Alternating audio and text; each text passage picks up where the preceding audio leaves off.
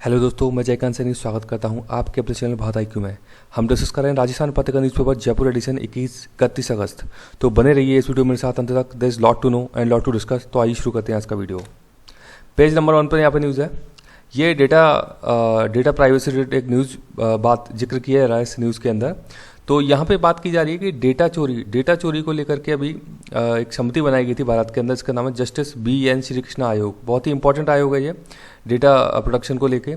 तो इस न्यूज़ के अंदर ये बात की जा रही है कि डेटा की अभी बहुत ज़्यादा चोरी हो रही है। तो आज के दौर में डेटा एक तरीके का नया ऑयल बन गया है। मतलब कहते हैं ना कि जैसे हम अपने ट्रांसपोर्टेशन के लिए बोलते हैं कि उसके लिए हम जो ऑयल बाहर से परचेज करते हैं तब वो पूरी की पूरी हमारी इकोनॉमी चलती है। बहुत इंपॉर्टेंट फैक्टर है कि हम सारे के सारे इस प्रकार के जो पेट्रोलियम प्रोडक्ट्स वहाँ से मतलब क्रूड ऑयल वहाँ से परचेज करते हैं बाहर से हम।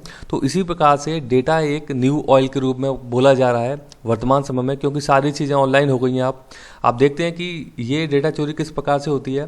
इसमें क्या होता है कि जब भी आपने देखा होगा कि आप कोई भी चीज़ गूगल पर सर्च करते हैं, सपोज आपने सर्च किया कि अडिडास के शूज़ आपने सर्च किए, तो उसके बाद जब भी आप जाएंगे अपने फेसबुक अकाउंट या यूट्यूब पे कहीं ना कहीं, तो AI रिकॉग्नाइज कर लेती है, यानी कि आर्टिफिशियल इंटेलिजेंस, और वो आपको उसी से रिलेटेड कुछ एड्स शो करने लग जाती है। तो इसको हम कहते हैं कि आपका डेटा चुरा करके आपको उससे रिलेवेंट चीज़ों को दिखाना, इसको बोलते हैं डेटा एक प्रकार से आपकी चोरी हो रही है। तो इसके संबंध में ये भी बात की जा रही है कि डेटा का लोकलाइजेशन भी होना चाहिए, अर्थात कि भारत के नागरिकों का डेटा जो लिया जा रहा है इस प्रकार से, उसका लोकलाइजेशन भारत के अंदर भी होना चाहिए। अभी तक क्या हो रहा है कि सारा का सारा डेटा सीधा USA के अंदर जाता है। तो ये बात बोली जा रही है कि भारत के अंदर भी इसकी एक कॉपी होनी चाहिए, इस प्रकार का डेटा जो स्टोर किया जा रहा है। तो इससे संबंधित हम एक्ट देख लेते हैं। यह है टेलीग्राफ एक्ट 1885 का, बहुत ही पुराना एक्ट है अंग्रेजों के टाइम का। इस समय INC की स्थापना हुई थी 1885 में।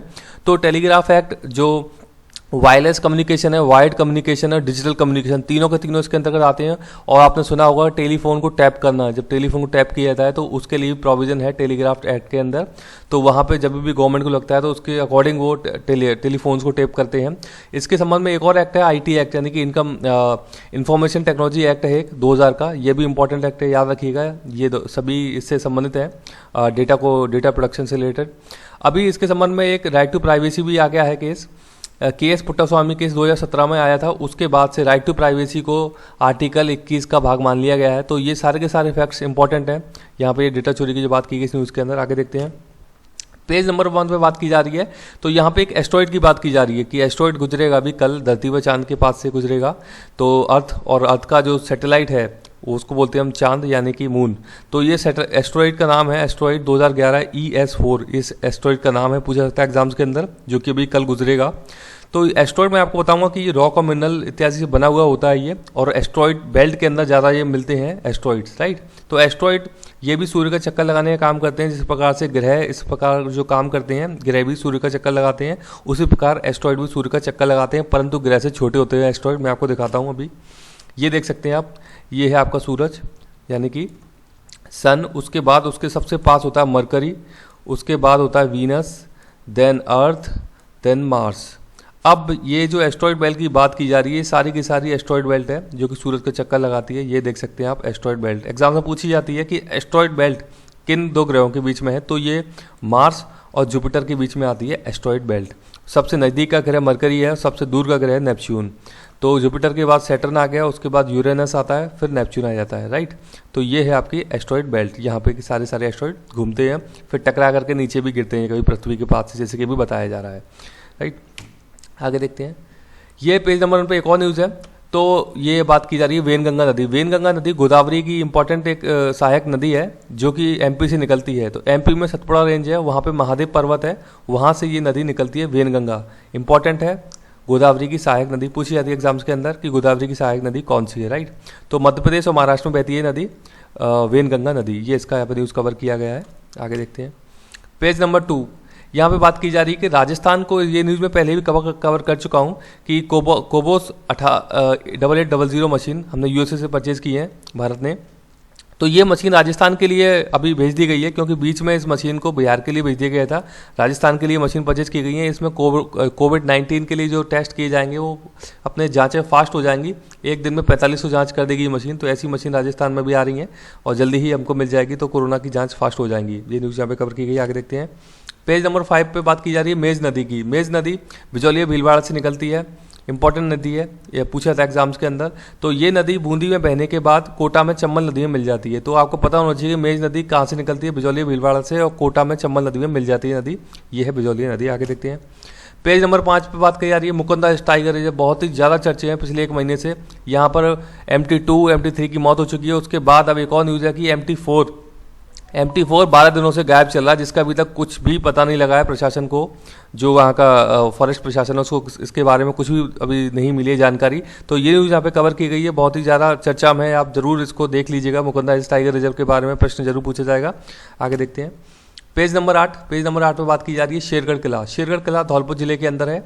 धौलपुर जिला ईस्टर्न पार्ट है राजस्थान का। यहाँ पे पहले कुषाण वंश के समय में राजा मालदेव द्वारा निर्मित किया गया था ये किला। इस दुर्ग का पुनर्निर्माण किया है शेरशाह सूरी ने 1540 ईस्वी में, राइट। और ये चंबल नदी के पास में है ये किला, शेरगढ़ किला। अब इस किले में एक सैयद बाबा की मजार है, जो कि शेरशाह सूरी हैं उनके गुरु थे सैयद बाबा जो हैं, और एक हनुकार तोप भी यहाँ पे रखी गई है। तो ये इंपॉर्टेंट फैक्ट है, पूछे जाते हैं एग्जाम्स के अंदर, ये इसकी न्यूज़ कवर की गई है यहाँ पे। आगे देखते हैं, पेज नंबर 8 पे न्यूज़ है, यहाँ बात की जा रही है माही नदी। माही नदी में अभी कुछ पूरा का पूरा मतलब पानी अभी चल रहा है क्योंकि बारिश का दौर है। तो यहाँ बात करते हैं हम कडाणा डैम की। कडाणा बांध माही नदी पर है, गुजरात में है, लेकिन ये राजस्थान के अंदर नहीं है। और 100% इसका जो इसकी कॉस्ट है इस डैम की, वो गुजरात द्वारा पे की गई है। तो मतलब इस पर ओनरशिप देखें तो गुजरात की है। दूसरी बात करते हैं माही नदी पर माही बजाज सागर बांध है, जो कि बांसवाड़ा जिले के अंदर है। तीसरा इस पे है काकदी पिकअप बांध, ये भी बांसवाड़ा जिले के अंदर है। और माही नदी राजस्थान MP गुजरात में बहती है, यानी कि 3 राज्यों में बहती है माही नदी। तो इंपॉर्टेंट नदी है साउथ राजस्थान की माही नदी। आप देख लीजिएगा सारे ये बांध जो हैं इंपॉर्टेंट बांध है, इसके ऊपर एग्जाम्स में पूछे सकते हैं आगे। पेज नंबर 8 पे एक और न्यूज़ है। तो यहाँ पे बात की जा रही है पांचना बांध। पांचना बांध करौली जिले के अंदर है। ये एकमात्र ऐसा डैम है जो कि मिट्टी से बनाया गया है राजस्थान के अंदर, और ये 5 नदियों के संगम पे बनाया गया है पांचना डैम। तो पांचना डैम इंपॉर्टेंट है, करौली जिले के अंदर है। ये न्यूज़ यहाँ पे कवर की गई है। आगे देखते हैं हम, आगे पेज नंबर 8 पे न्यूज़ है यहाँ पे। तो ये बात हो रही है कुंभलगढ़ की, कुंभलगढ़ से रिलेटेड न्यूज़ है यहाँ पे। तो यहाँ पे बात की गई है एक हमीरपाल झील हमीर सिंह जी ने 1320 में बनवाई थी यहाँ पे कुंभलगढ़ के अंदर। तो ये न्यूज़ यहाँ पे कवर की गई है। अब हम बात करते हैं कुंभलगढ़ दुर्ग की। तो कुंभलगढ़ दुर्ग जो है वो मौर्य शासक संप्रीति द्वारा बनवाया गया था। तो उनके जो खंडर थे उन पर 1448 में महाराणा कुंभा ने इस पर निर्माण किया है कुंभलगढ़ दुर्ग का। इस दुर्ग के जो शिल्पी हैं, मतलब जो आर्किटेक्चर, उनका नाम है मंडन, पूछा जाता है एग्जाम्स के अंदर। और यूनेस्को साइट में है कुंभलगढ़ दुर्ग। इससे संबंधित एक कबीरदास श्यामल दास हैं, तो उनकी रचना है वीर विनोद। इसका संबंध इसी दुर्ग से है, कुंभलगढ़ दुर्ग से। तो इंपॉर्टेंट दुर्ग है, इसको मेवाड़ की आंख भी कहा जाता है इस दुर्ग को। तो ये पूछा जाता है एग्जाम्स के अंदर। आगे देखते हैं, पेज नंबर 9 पे यहाँ पे बात की जा रही है राजकोषीय घाटा। तो भारत का राजकोषीय घाटा ये अनुमान लगाया जा रहा है कि भी 7% होने का अनुमान है GDP का, क्योंकि कोविड-19 की वजह से काफ़ी नुकसान हुआ भारत की इकोनॉमी को। और इसे जो बजट हम लाए थे उस समय, तो इसे 3.5% होने का अनुमान लगाया था, लेकिन अब डबल हो गया जैसे 7%, क्योंकि सारी चीज़ें बंद पड़ी हैं, इकोनॉमी ठप पड़ी है भारत के अंदर। तो इसका कारण क्या है कि आय तो कम है और खर्चा ज़्यादा है। इस कारण से ये जो राजकोषीय घाटा है वो हो रहा है। इससे संबंधित एक्ट है FRBM एक्ट 2003। ये है physical responsibility budgetary management act 2003 लाया गया था, ताकि जो राजकोषीय घाटा है उसे मैनेज किया जा सके। इसमें बताया गया था कि राजकोषीय घाटा 3% से ज़्यादा का नहीं होना चाहिए, यानी कि 3% GDP का 3% से ज़्यादा नहीं होना चाहिए हमारा राजकोषीय घाटा। इसे फिजिकल डेफिसिट भी बोलते हैं। अब मैं आपको थोड़ा सा बता देता हूँ होता क्या है ये, बहुत ही सिंपल टर्म बताऊँगा, आपको याद रहेगा हमेशा। एक होता है राजस्व घाटा, एक होता है राजकोषीय घाटा। राजस्व घाटा यानी कि रेवेन्यू डेफिसिट, और राजकोषीय घाटा यानी कि फिजिकल डेफिसिट। तो एग्जाम्पल के तौर पर हम देखते हैं क्या होता है कि सपोज कि आपको अपने घर में कोई शादी करनी है। तो आपको ये आइडिया था कि इस शादी के लिए मुझे खर्चा करना 1 लाख रुपए, और आपको ये पता था कि मुझे ये 1 लाख रुपए कहीं से आने हैं, मेरी इनकम के 1 लाख रुपए आने कहीं से, और मैं इनको खर्चा करूंगा शादी के ऊपर, राइट। अब होता क्या है कि जब आप इस प्रोग्राम को ऑर्गेनाइज कराने जाते हैं शादी का, और आप जब अपना कलेक्शन स्टार्ट करते हैं अपनी इनकम का, तो आपके पास केवल 90,000 रुपीज़ आते हैं। तो इट मीन्स क्या हुआ कि आपकी रेवेन्यू थी 1 लाख रुपये आपके पास आने थे, लेकिन वहाँ पे 10,000 रुपये कम पड़ गए। तो आपका रेवेन्यू लॉस हो गया, यानी कि रेवेन्यू डेफिसिट हो गया 10,000 का आपका, क्योंकि आपके पास 90,000 रुपये आए। अब आप उन 10,000 को मेंटेन करने के लिए कहीं से आप लोन लोगे, राइट, किसी रिश्तेदार से, किसी बैंक से, कहीं से भी आप लोगे वो 10,000 मेंटेन करने के लिए। तो वो 10,000 का जो आप लोन लोगे उसको बोलते हैं राजकोषीय घाटा, यानी कि फिजिकल डेफिसिट। जो आपके रेवेन्यू में कमी आई है उसको भरपाई करने के लिए जो हम लोन लेते हैं बाहर से, उसको हम कहते हैं राजकोषीय घाटा, क्योंकि वो आपको चुकाना है, किसी को देना है वो आगे, क्योंकि आपकी 10,000 की इनकम कम हुई है। तो ये बेसिक फर्क होता है राजकोषीय घाटा और राजस्व घाटा के अंदर। आगे देखते हैं, पेज नंबर 10 पे बात की जा रही है यहाँ पे, ये गांधी सागर बांध की बात की जा रही है। मैं इसे पहले भी कवर कर चुका हूँ। तो गांधी सागर बांध अभी पूरा का पूरा जल मतलब पानी, बारिश का पानी काफ़ी अच्छा से चल रहा है। तो यहाँ पे इसके काफ़ी सारे गेट खोल दिए गए हैं। तो गांधी सागर बांध चंबल नदी पर मंदसौर जिले के अंदर है, मध्य प्रदेश के अंदर। ये एग्जाम से पूछा जाता है, तो आप याद रखिएगा गांधी सागर बांध कहाँ पे स्थित है। आगे देखते हैं, पेज नंबर 10 पे बात की जा रही है, तिब्बत रिलेटेड न्यूज़ है यहाँ पे। तो चीन बार बार अभी चीन और भारत का तनाव चल ही रहा है, तो उसमें समाजवादी तिब्बत बनाने की बात बोल रहा है चीन। ये न्यूज़ के अंदर दिया गया यहाँ पे, क्योंकि भारत और चीन का तनाव आपको पता ही है जो बॉर्डर पर चल रहा है। तो हम तिब्बत की एक बार लोकेशन देख लेते हैं। ये तिब्बत है, ये एक तरीके से सैंडविच है चाइना और इंडिया के बीच में। इस पर पूरा अधिकार चाइना का है तिब्बत के ऊपर। यहाँ से आपको पता है बौद्ध धर्म गुरु जो हैं दलाई लामा हमारे भारत में आ गए थे, तो उनके ऊपर कई सारे शोषण किए गए थे। बौद्धिज्म का अच्छा प्रभाव है यहाँ पे। ये actually landlock country, landlock country नहीं, लैंडलॉक एरिया आप बोल सकते हैं, क्योंकि ये डिपेंडेंट है नेपाल के ऊपर, भारत के ऊपर, ये चाइना के ऊपर। तो चाइना बहुत ज़्यादा यहाँ पर शोषण करता है, अपनी नीतियाँ थोपने की कोशिश करता है यहाँ पे। तो आपको पता होना चाहिए तिब्बत का लोकेशन, इसको कोई सी रूट नहीं है तिब्बत को। ये देख सकते हैं, ये बंगाली खाड़ी या अरेबियन सी यहाँ पे हो जाता है। तो आई होप आपको समझ में आया होगा। पेज नंबर 10 पे न्यूज़ है, यहाँ पे बात की जा रही है कि अश्वेत किसानों पे हमला किया गया है साउथ अफ्रीका के अंदर। तो जोहान्सबर्ग सिटी है साउथ अफ्रीका की। साउथ अफ्रीका में यहाँ पे ये इस प्रकार से हमला किया गया अश्वेतों के ऊपर। तो अश्वेत से संबंधित एक नाम आता है साउथ अफ्रीका के अंदर, नेल्सन मंडेला। नेल्सन मंडेला बहुत ही फेमस पर्सनैलिटी थे, जो कि वहाँ के पीएम भी रहे थे वहाँ के साउथ अफ्रीका के, और गांधी जी से बहुत प्रभावित थे नेल्सन मंडेला। तो इंपॉर्टेंट पर्सनैलिटी हैं, आपसे पूछा सकता है एग्जाम्स के अंदर। अब देखते हैं इसका मैप। ये आप देख सकते हैं साउथ अफ्रीका, ये पूरा का पूरा अफ्रीका कॉन्टिनेंट है, और इसके साउथ में जस्ट साउथ टिप पे है ये साउथ अफ्रीका, राइट। ये हो गया आपका अटलांटिक सी साउथ और नॉर्थ ऊपर।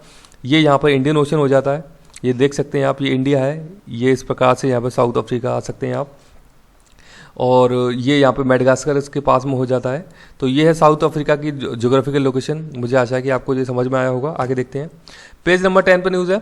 यहाँ पे बात की जा रही है नॉर्वे और स्वीडन, यहाँ पे इस्लाम विरोधी कुछ दंगा हुआ है। तो दोनों को दोनों स्कैंडिनेवियन कंट्री हैं। ये न्यूज़ यहाँ पे कवर की गई है, इसकी भी लोकेशन हम एक बार देख लेते हैं।